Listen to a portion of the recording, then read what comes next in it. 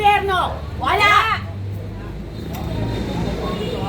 Lahat ng barangay, di ba nyo to? Bakit pagka mga nagsisitakbo, inuuto nyo lahat ng tao? Pag nanalo na kayo, titirahin nyo yung mga tao. Hindi nyo kaya ito.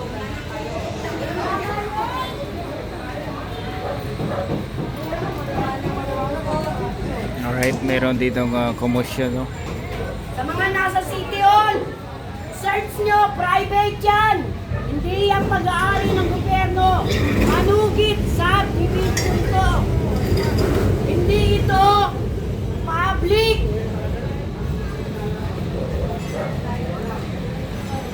So ito yung barangay hall ng 208. Ngayon, no, nakalagay po dito, no?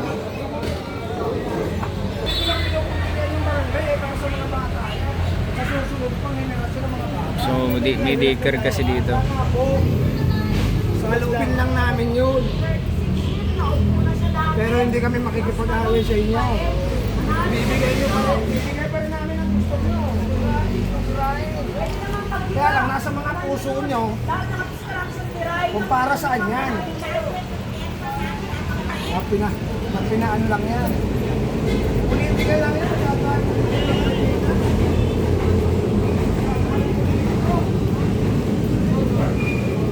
So mga kababayan, ito yung area, no, na kung saan ay ngayon po ay nagkakaroon dito ng promotion kasi ito yung daanan, ito yung Rizal Avenue. Ayan, so pag magkaroon po ng sunog, no, ay grabe, dito po siya nakalagay, no. Siguro makadaan dito yung bombero. Ayan. Saka walang sasakyan ang pumakapasok dito. Kung sino na isang ruler at kalahati para sa mga paslip. May mga anak din kayo. Wala kayong pambayad sa private.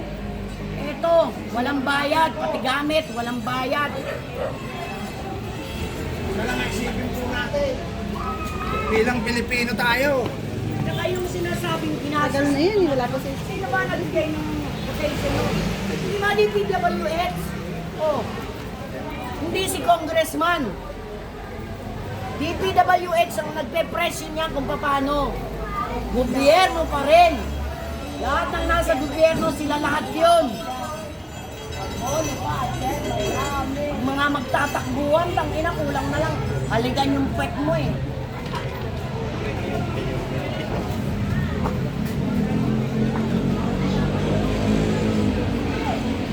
Magpasa ng ano,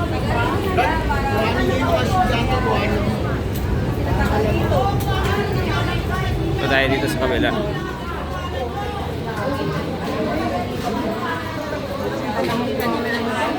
Gawala dito yung mga tao.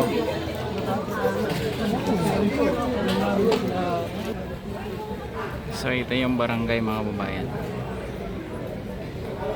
Barangay 208 CBR.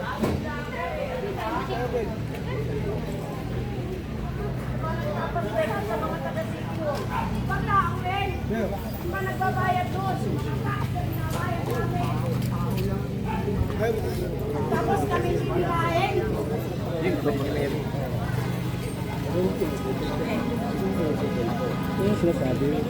May truck na dadaan. Presidente po.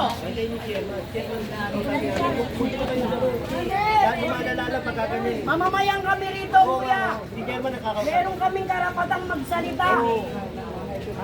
Na-adlan na kayo, wala, di ba? Oo, hindi. Nandun na tayo. Kaya lang, chairman pa rin siya kausapin natin. Oo, chairman ang kakausapin nyo. Pero, isa kami sa mga nagbabayad ng tax. May karapatan kami magsalita. Sige. Sino ba nagpapasweldo sa inyo? Si chairman muna tayo natin. Lumamis lang mo na. Yan naman secondary road ko, yun ang daanan. Kahit basura, hindi naman tumadaan dito. Tao na. Paano ang mga bata? Saan? Paano ang mga senior? Sige na nga po, pasok doon. Saan ang buhay yan? Dumanda na ako dito, kaya patapag na rin. Nagpasok ang tao. daming tao! Oo, tayo natin dito. Nakakalungkot isipin kasi yan, dati nga po, may waiting shed po dito. Pare, daan-daan lang, pare. Oo, ma-vlog ka yan, ha? Hindi, may waiting shed po tayo dito. Yung mga sabi nga ni Yorme, yung mga lola natin, diyan po sila nakaupo. Tayo natin. Ngayon, opo. Ano ka? Ngayon, kung sasabihin na obstruction, pag yan po natibag, doon po magiging obstruction. Bakit kanyo? Yung mga bata po tayo nagdidikit. Yung obstruction, papasok po yan, magiging obstruction yan sa mga bata nag-aaral. Eh, paano na po ngayon yan? To think, sir, yung mga pamangking ko po, produkto po ng daycare na yan. Maliit pa po yan. Isang engineer,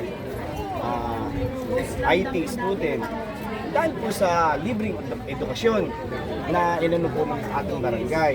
Eh ngayon, kung mawawala, baka doon siya maging obstruction sa mga batang nag-aaral. Pero sir, nire-respeto ko po kung ano magiging desisyon.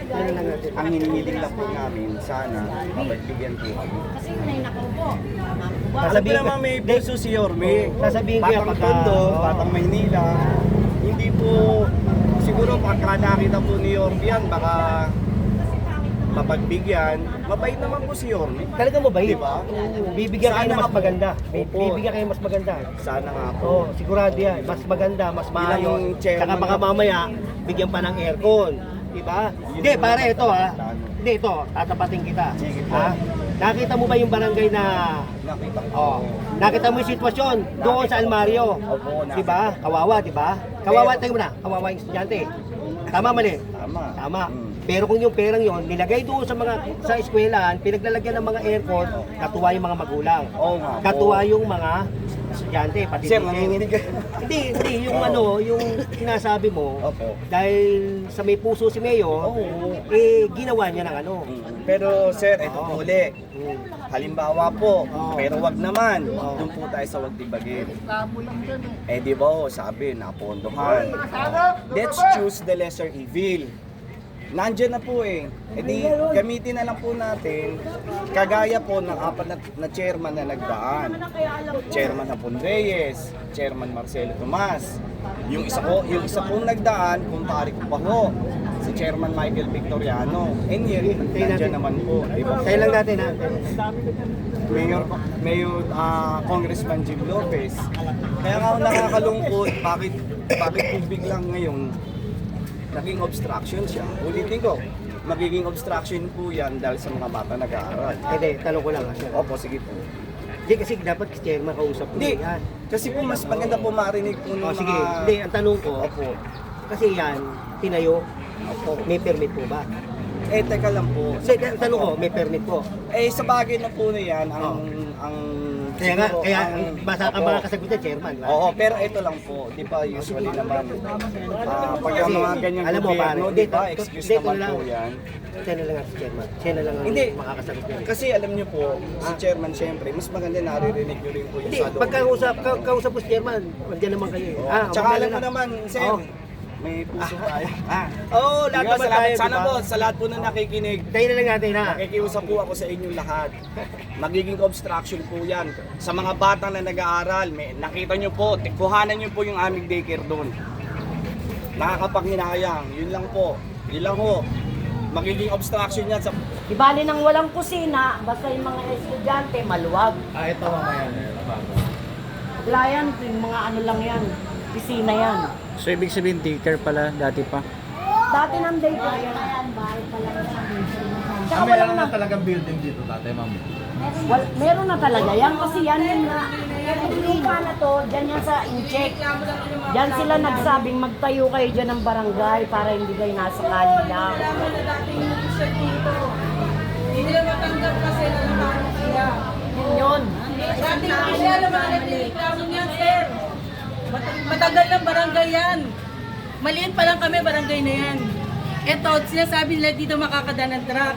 Eh, wala naman talagang dumadaan dito kasi maraming way kami para daanan. Eto, daanan tao lang po to. Hindi po to pandaan pansasakyan, pantao lang po to. Yung mga nagre-reklamo dito, yung mga kalaban lang namin sa barangay. Sila lang yung mga nagpupush na tanggalin itong barangay. Interviewin niyo buong mamamayan dito sa Tuhoy. Masaya sila yung may barangay kami rito. Imagine niyo, Napakalaking hindi pakinabang lang taga-barangay namin nagde-daycare. Halos lahat ng nakapaligid sa aming barangay dito nagde-daycare. Walang nagreklamo dito na wala silang dadaanan. Mas lumuwag pa nga daanan ng tao ngayon kasi nawala yung mga nakaparadang single na motor dito eh. Wala yung gate, wala yung mga halaman. Saka nakutulong din ito din sa mga lula.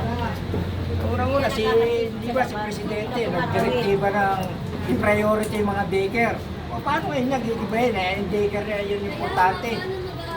Mga anak ko nga dyan nag-aaral. Imagine niyo, sir, ilang mayor na ang dumaan. Bakit ngayon lang nila naisipan yan? Walang sarili yan. Si Lopez pa, si Lopez ang pagawa din dyan. Si Lopez na nagpagawa niyan. Nirenovate lang kasi sira-sira na.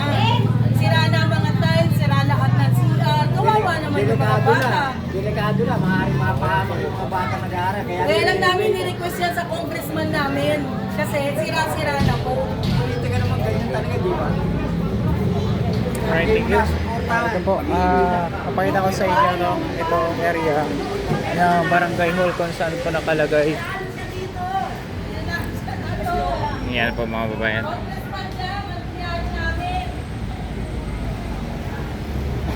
Dito po siya.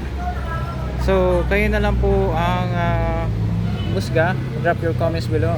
Ano po masasabi nyo? Dito kasi yung barangay. Oh. Alright.